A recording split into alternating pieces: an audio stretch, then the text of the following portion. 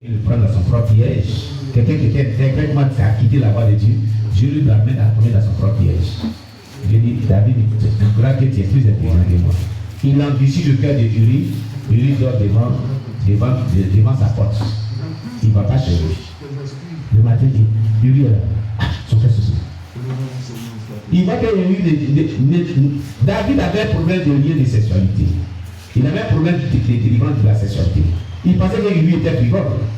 Il croyait que lui était du genre quelqu'un qui aime le sexe. Il ne va pas dire. Une belle femme comme ça, c'est pas écrit dans mon lit, la vie ne va pas dire. On lui dit David, ne va pas dire.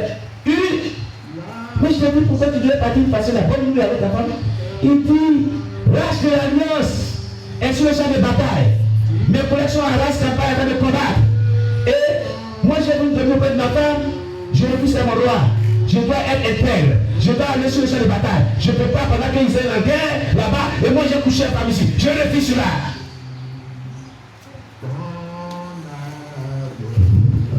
Ça fait plus compliqué. Ça devient compliqué. Il dit bon, reste là pour un temps donné, on trouverait une solution.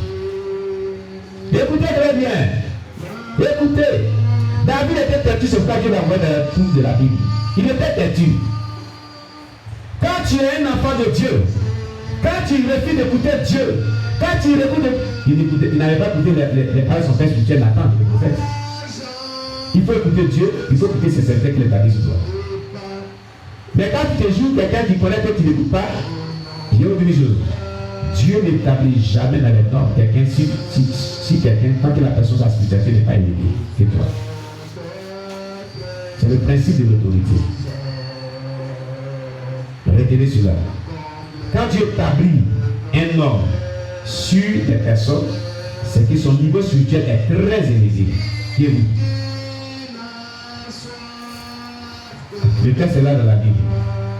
Jésus a fait le texte. Il est venu ici, c'est qu'il disait de David. Il faut comprendre cela. Un jour, Jésus savait qu'il allait quitter la terre. Écoutez-moi très bien, si vous vous souvenez, vous allez comprendre cette histoire. Il voit ses disciples, ils sont ensemble et puis il dit, qu'est-ce que les gens disent de ce que je suis? Que disent les gens de ce que je suis? Et les disciples disent, d'aucuns disent que tu es un des prophètes. L'autre dit que tu es Esaïe, l'autre dit que tu es Élie qui devait venir, l'autre dit que tu es ton. Et il dit, et vous, que dites-vous que je suis? Vous vous souvenez de cette histoire, non? Hein? Vous parlez que Jésus, il a dit ça pour les. Il cherchait quelqu'un établi sur les disciples avant de partir. Quelqu'un qui avait un niveau spirituel plus élevé que eux tous. On n'établit jamais celui qui n'a pas le niveau spirituel plus élevé que tout. Jamais. C'est le principe du ministère, c'est le principe de l'autorité dans l'œuvre de Dieu. Il cherchait parmi tous les disciples parce que sa mission tenait vers la paix. Et quand il a dit, et vous, qu'est-ce qu'il faut que je suis? Il y a eu un grand silence. Pierre lève la parole et dit, tu es le Christ, le Fils du Dieu vivant. Alors Jésus dit, Simon Pierre, tu es heureux. Ce n'est ni la chair qui t'a révélé, mais c'est mon Père qui est dans le ciel qui t'a révélé cela. Tu es Pierre. Sur cette pierre, j'ai bâti mon église. Et nous donnons les clés de celui de mort. Et la mort ne prévaudra pas sur cette église. Dieu l'avait établi ces jours. Jésus-Christ avait donné l'autorité sur tous les apôtres. Jésus avait établi. Alléluia. C'est ce jour que Jésus a fait passation de charge. On va quitter la terre. Son ministère prenait fin là. Je te dirais toute l'autorité que j'ai. J'étais établi sur vous pour te confier. Je te transmets tout. C'est ce jour-là que tu vas la faire. Quelqu'un me comprend bien. Deuxième fois, où il va vraiment concrétiser ce fait-là. Il est mort, il est parti. Mais regardez celui que Dieu m'a établi, qui est Pierre là. C'est lui qui a été le plus décevant. Il dit, il dit à Jésus-Christ, je ne te quitterai jamais. Je ne te trahirai jamais. Il dit, tu vas me renier. Le corps va chanter 3 fois. Tu vas me renier. Il dit non. Non. Quand il a vu comment Jésus recevait le coup, on le matin, il dit, c'est ton là, assurément tu t'aimes. Il dit non, femme, tu sais pas ce qu'il dit. Il a regardé pour le et il a dit, on connaît cette chose-là, je dis 3 fois. Parce que la vie, c'est qu'un Seigneur Jésus. Il y a ce qu'on dit, hein, et il y a sur le terrain, la réalité. C'est ça qui est dans le ministère. Même en fait formation, il y a la théorie et la pratique. Pierre était confronté à la réalité. Il dit, je n'ai jamais connu cet homme. 3 fois, il faut pas changer. Les gars se sont croisés. Jésus a dit, il t'avait dit ça. Il avait pleuré. J'ai renié mon être. Je l'ai renié. Je l'ai renié. Je l'ai renié. Alléluia. J'ai dit Alléluia. Mais malgré ça, Jésus l'avait bien établi. Et là, celui qui l'avait bien établi, avant sa mort, là, il aurait dit, vous les même éprouver qui sont. Si c'est un pasteur, il va dire, je me ferai confiance, il m'a renié. C'est pas la peine. Il va l'abandonner. Le mystère qui est dedans, n'abandonnez jamais les fidèles qui vous renient. Qui renient votre ministère, qui renient votre destinée. Pierre venait de renier Jésus, il venait de l'abandonner. Parce que Jésus était dans la souffrance. N'abandonnez jamais un leader. Même quand quelqu'un fidèle se comporte mal, il vous renie, cherchez toujours à le ramener. Même si le même vous sentit, il y a une autre manière de rester le ministère sur lui. Soutenez-lui en prière. Gardez toujours des bonnes relations avec lui. C'est ce que Jésus a fait. Il n'a pas abandonné Pierre parce que Pierre l'avait abandonné. Quoi qu'il soit mort, il allait au ciel. Il n'était pas comme au ciel, disons.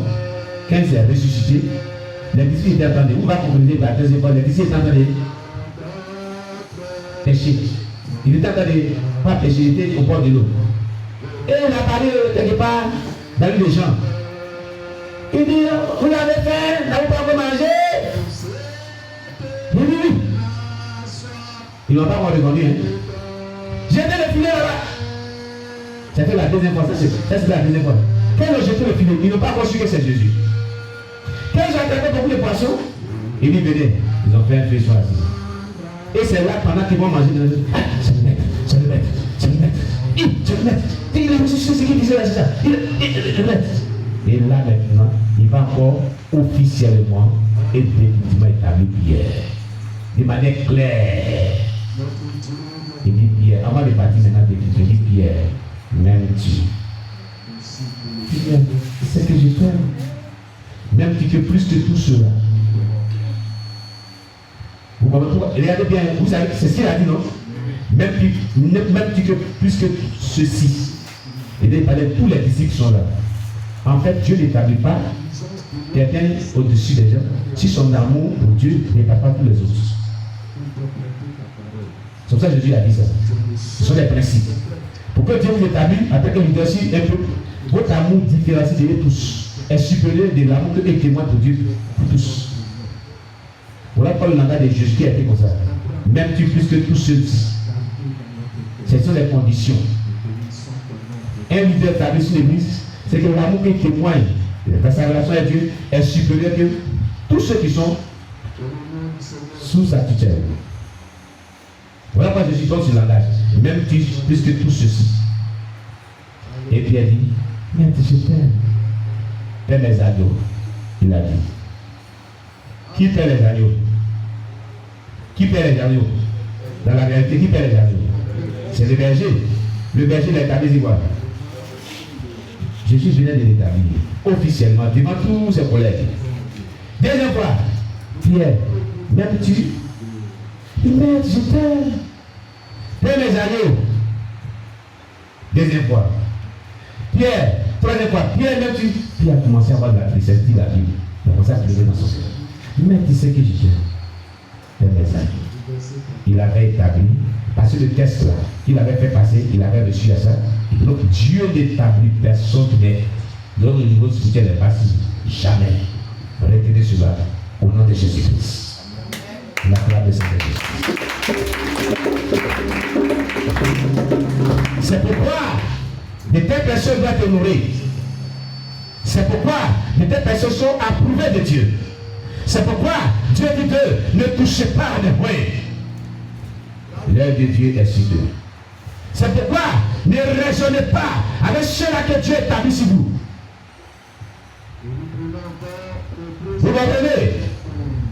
êtes donné soumission. Vous êtes donné obéissance. Pour votre bien-être. Vous m'abonnez. Alléluia. J'ai dit Alléluia. Parce qu'il prend en compte de vos âmes à Dieu, c'est écrit dans l'Hébreu. Vous êtes donné de la déférence et du respect, de la soumission. À moins qu'il y ait des déviations, que ce soit un sataniste. Là, on n'est pas sur le plus guéri. Mais s'il est dans la vérité, restez toujours en bon état avec lui. Alléluia. J'ai dit Alléluia. Donc, David, je reviens à David. David était un type. Il a tué Uri. Il connaissait la loi. Alors, il ne s'est pas arrêté là. Des années, Dieu n'a rien fait, des années. Quand Nathan ne pouvait plus prophétiser, des années, son fils, Amon, il couche avec l'une de ses sœurs, qui est vraiment la fille de David, la petite sœur de Absalom, qui était vierge. Il prend sa virginité par ruse. David s'était dessus. Il connaît la loi. La loi dit, quand une vierge fait sa virginité, il y a des sanctions. Comme le roi, il ne fait pas des sanctions. Il connaît la loi. Il connaît la parole de Dieu. Il ne met pas en pratique. Encore. Je vais dire à tous les parents dont les enfants commettent des bavures et qui n'appliquent pas la parole de Dieu sur leur vie, par amour exagéré, les conséquences vous allez les payer dans votre allié des descendances. C'est ce que David a payé. Et Dieu est très exigeant dessus. Papi, tu as besoin. Papi, tu as. Pourquoi vous parlez si David, tu vas payer ça dans ta descendance. Et l'enfant va payer ça aussi. Amon a payé quand son frère l'a tué, non? Absalom, pendant 2 ans, il a dit, il ne dit rien. Il ne s'est pas prononcé sur le viol de sa soeur. Il a construit sa soeur dans le secret. Tais-toi, c'est son frère, non? Tais-toi, terminé. Sa soeur m'a dit, mais lui, comment aller? On m'a violé, puis tu dis, tais-toi. Et puis tu viens nous. Oh, la Bible dit, pendant 2 ans, il ne dit rien, ni à David, rien. Le diable avait pris son cœur. Et il était en train de fonder un projet d'assassinat de son frère Amon. Il a conçu ce projet sur 2 ans.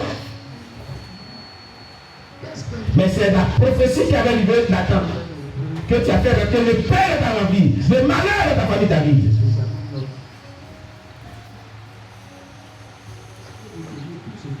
L'enfant fait quelque chose, connaît la loi, il ne peut pas les sanctions.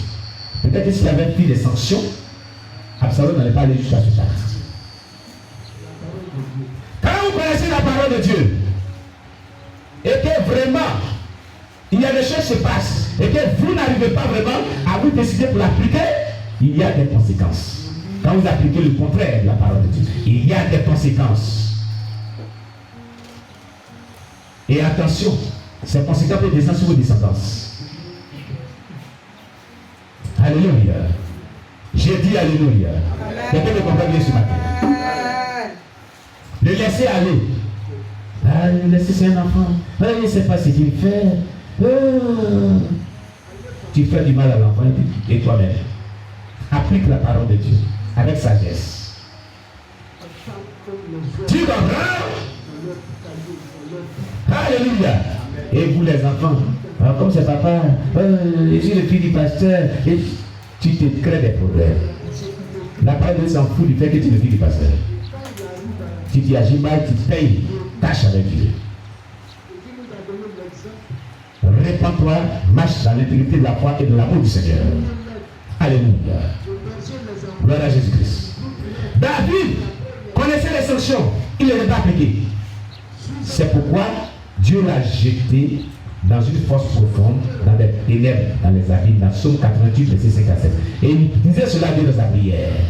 C'était pour le châtier, pour qu'il comprenne que je t'aime certes selon mon cœur, mais tu ne dois pas commettre de telles bavures. Mets de l'ordre dans ta vie. Et il y a des leaders qui mettent des désordres dans la vie. Il y a des mamans qui mettent des désordres dans la vie. Il y a des pères de famille qui mettent des désordres dans la vie. Il y a des mères de famille qui mettent des désordres dans la vie. Il y a des diacres qui sont devenus des diables. Tu mets du désordre dans la vie.